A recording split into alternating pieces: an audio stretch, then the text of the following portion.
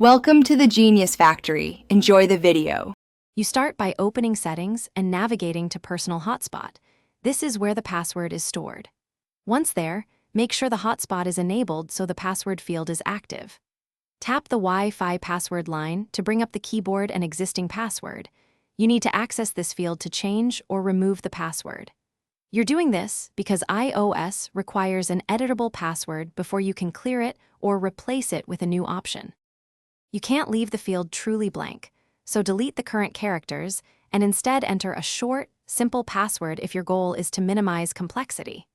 If you want effectively no protection for nearby users, choose a minimal string like 1 or 1234, knowing it lowers security.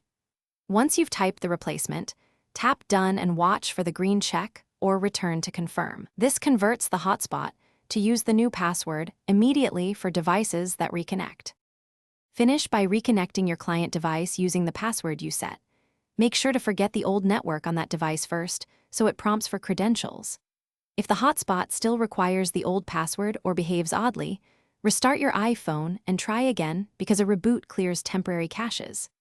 As a last resort, reset network settings in Settings right arrow General right arrow Transfer, or reset iPhone, right arrow reset to restore hotspot defaults. This solves persistent sync or profile issues.